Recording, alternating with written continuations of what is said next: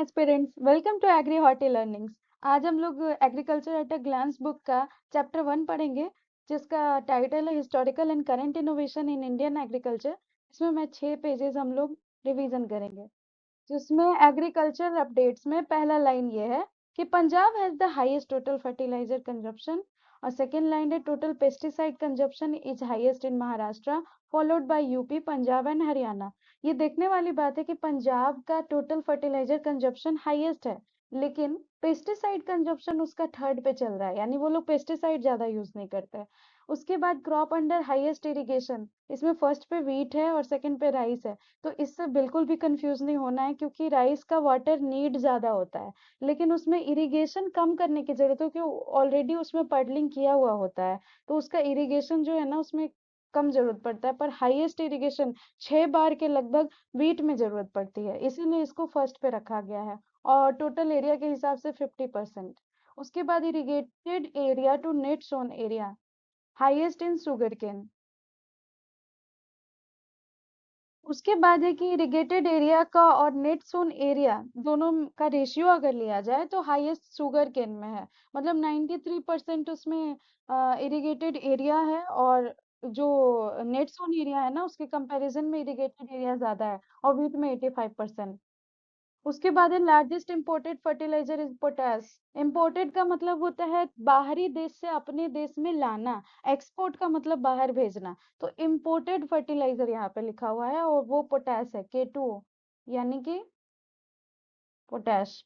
उसके बाद है अगला लाइन कि 2019 में इंडियन गवर्नमेंट जो है ना, वो 6.7% पॉपुलेशन को ऑफिशियली पॉवर्टी लिमिट के नीचे रखी थी। मतलब कि 6.5% के आसपास लोग पॉवर्टी लाइन के आसपास आते थे, यानी कि गरीब थे।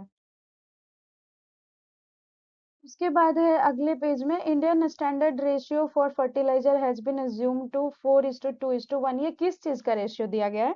ये रेशियो है nitrogen is to phosphorus is to potassium, NPK का रेशियो है। ये स्टैंडर्ड रेशियो है फर्टिलाइजर्स के लिए। अगर ऑल ओवर इंडिया आप कहीं भी जाते हैं, ये रेशियो यूज होता है। और इंडिया में एनपीके रेशियो जो यूज हो रहा है, ज्यादा कॉमन है, वो 6.5 रखेंगे नाइट्रोजन, और 2.5 रखेंगे फॉस्फोरस, और 1 रखेंगे पोटेशियम। और रिकमेंडेड तो वही 4:2:1 है, लेकिन इंडिया में 6.5, 2.5 और 1 का है।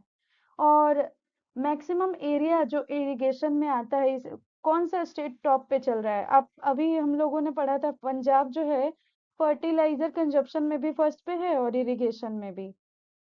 मेजर सोर्स ऑफ इरिगेशन ज्यादा करके पूरे इंडिया में ट्यूबवेल ही यूज किया जाता है। Percentage of share of agriculture worker in total worker is 54.6%। ये रजिस्ट्रार जनरल ऑफ इंडिया के डाटा के हिसाब से है कि एग्रीकल्चर का जो वर्कर्स है ना टोटल, वो 54% के आसपास है। और 57.8% जो है ना गांव के हाउस होल्ड जो इंगेज है, मतलब घरेलू लोग इंगेज है एग्रीकल्चर में। ये एनएसओ के डाटा के हिसाब से है।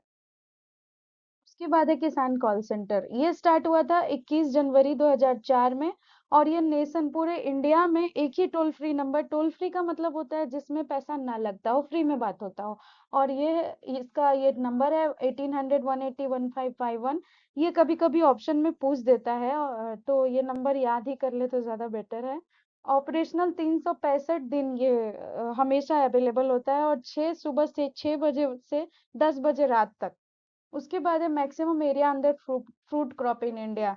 सबसे ज्यादा एरिया जो है कवर हो रहा है इंडिया में, मतलब सबसे ज्यादा ग्रो किया जा रहा है, एरिया में लगाया जा रहा है। प्रोडक्शन का बात यहाँ पे हम नहीं कर रहे, एरिया सिर्फ ग्रोथ कितने एरिया में उसका देखा जाएगा, ये इसकी बात हो रही है यहाँ पे। इसमें टॉप पे है मैंगो। लेकिन मैक्सिमम प्रोडक्शन, अब यहाँ पे सेकेंड लाइन में है मैक्सिमम प्रोडक्शन, मतलब एरिया से उसको मतलब नहीं है। कम एरिया में भी लगा रहे हैं, लेकिन प्रोडक्शन अच्छा मिल रहा है, तो उसको प्रोडक्शन के अंदर में रखेंगे। उसमें बनाना टॉप पे है इंडिया में। उसके बाद है first agriculture census in India conducted in 1970 में। ये फर्स्ट एग्रीकल्चर सेंसस कंडक्ट हुआ था। उसके बाद as per national forest policy, ecological balance के लिए फॉरेस्ट कवर जो है, मतलब पूरे जंगल का जो एरिया है, वो 1/3 ही है, मतलब कि पूरे कंट्री का 33%। नोबेल पीस प्राइज 1970 में ग्रीन रिवॉल्यूशन के लिए यूएस के साइंटिस्ट थे नोबल नॉरेट जिनको नॉमिनेट किया गया था और उनको मिल भी गया 1970 में। उनका नाम था नॉर्मन अर्नेस्ट बोरलॉग, जिनको एनी बोरलॉग भी कहते हैं। ये ग्रीन रिवॉल्यूशन के फादर थे पूरे वर्ल्ड के लिए। और इंडिया में तो एमएस स्वामीनाथन थे। उसके बाद the first live stock census in India was carried out in 1990 1920। और ये हर 5 साल पे बार बार कंडक्ट होते रहती है। India's first organic state is Sikkim. Sikkim में पूरी तरह से ऑर्गेनिक एग्रीकल्चर को किया जा रहा है 2016 के बाद से। और 2016 में उसको बोल दिया गया था कि आप ऑर्गेनिक हैं, मतलब उन्होंने शुरू और पहले किया होगा।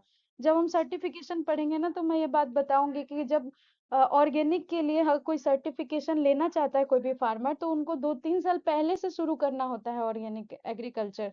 और तब जाके, क्योंकि आप इस साल यूज नहीं कर रहे लेकिन पिछले साल का अगर फर्टिलाइजर सॉइल में मिला हुआ आपको, उसमें रेशियो रह जाता है, कुछ बचा हुआ रह जाता है, अगर वो चेक करते हैं तो उनको मिट्टी में कुछ कण मिल गए फर्टिलाइजर के या कुछ रिमेनेंट रह गया, तो वो ऑर्गेनिक सर्टिफिकेट आपको नहीं देंगे। तो लगभग 3 से 4 साल ऐसा पीरियड होता है कि जब आपको लगातार ऑर्गेनिक करना होता है, तब जाके वो डिक्लेयर होता है। तो सिक्किम 2016 में डिक्लेयर हो गया था।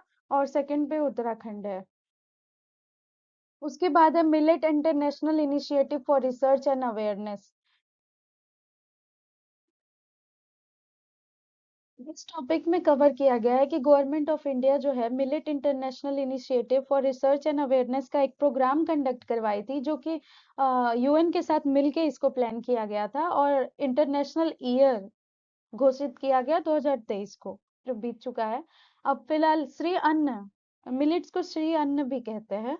और इसका एविडेंस इनको मिला क्योंकि इंडस वैली सिविलाइजेशन, जो सबसे पुरानी सभ्यता है ना, सिंधु घाटी वाली, उसमें इसको पहली बार, मतलब उन लोग इसी को कल्टीवेट करके खाते थे। और ये जब माना गया तो इसको श्री अन्न मान लिया गया। और यूएन जो है, यूनाइटेड नेशंस, उन्होंने डिक्लेयर किया कि इंटरनेशनल ईयर ऑफ मिलेट्स 2023 को कहा जाएगा। और इंडिया लार्जेस्ट प्रोड्यूसर है, सेकेंड लार्जेस्ट एक्सपोर्टर है। एक्सपोर्टर यानी कि बाहर भेज रहे हैं, हम लोग उगा तो रहे हैं और साथ में बाहर भी भेज रहे हैं, सप्लाई कर रहे हैं। तो सेकंड पे आते हैं सप्लाई के मामले में, और प्रोड्यूस करने के मामले में इंडिया सबसे लार्ज है। उसके बाद है इंटरनेशनल ईयर ऑफ मिलेट्स। इसके बारे में 2 पॉइंट्स है यहाँ पे।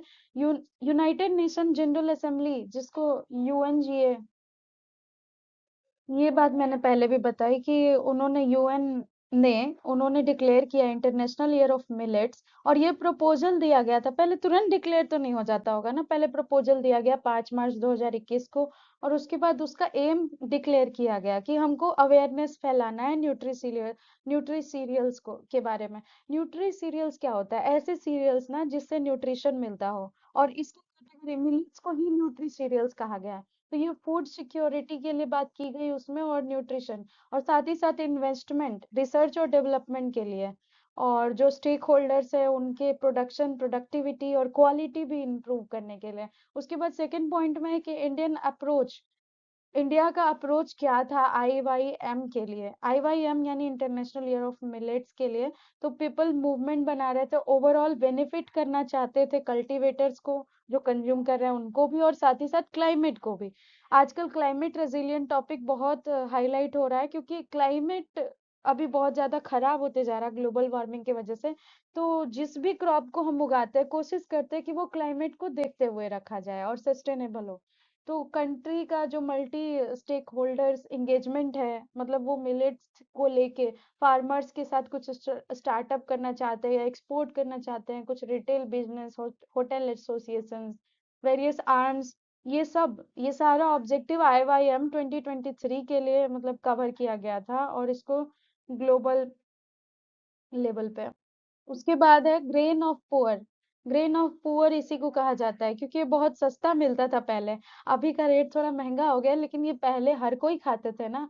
आप भी अपने गांव में दादी नानी से पूछ सकते हैं, ये फेस्टिवल्स पे भी बनाया जाता है इसको। तो ये ग्रेन ऑफ पुअर इसी को कहा जाता है, इसका कॉमन नेम है।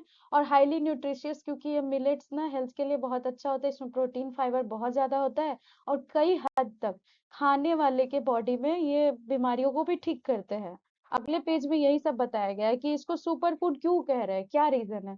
तो श्री अन्न को सुपर फूड इसीलिए कह रहे हैं क्योंकि इसमें इतनी ज्यादा न्यूट्रिएंट्स हैं। उसके बाद इस इनमें क्या क्या है ऐसे, तो इसका लिस्टिंग किया हुआ है यहाँ पे। Beta carotene, niacin, beta carotene यानी vitamin A, niacin B, vitamin B 6, folic acid, potassium, magnesium, zinc, ये सारा चीज। और फाइबर जो कि डाइजेशन को इम्प्रूव करता है, वो भी इसमें प्रेजेंट है।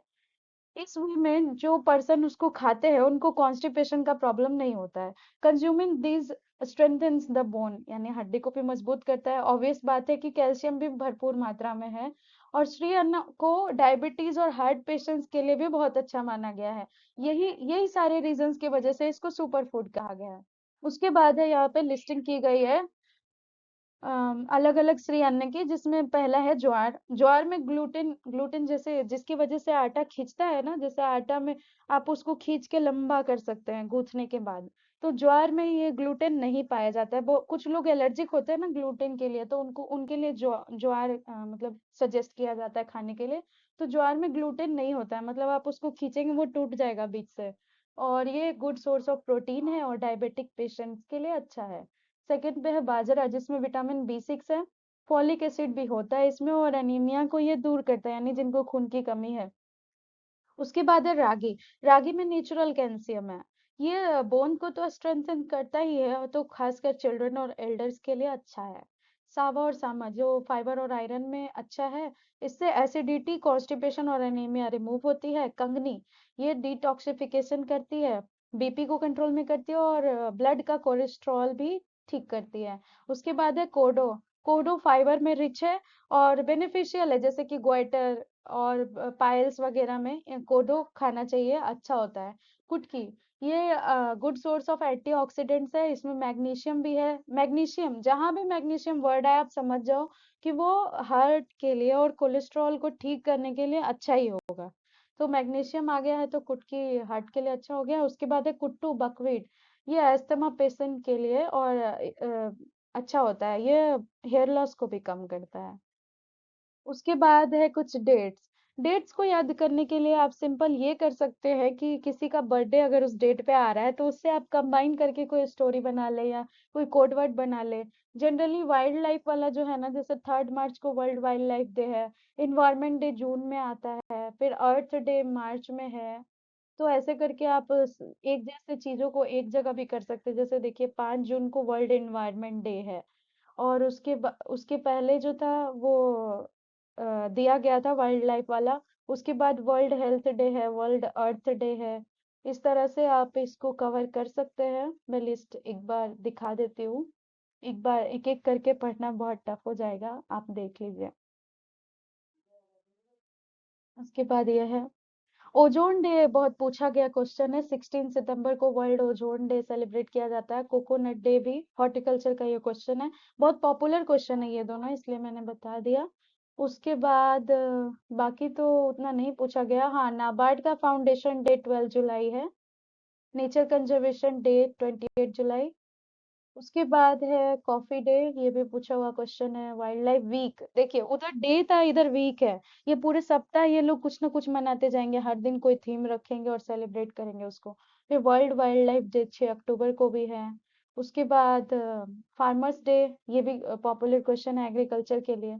उसके बाद है चिल्ड्रंस डे, तो ठीक है, अगले पेज में है शायद, देखते हैं। अगले पेज में ये जो है ना किसान दिवस, 23 दिसंबर।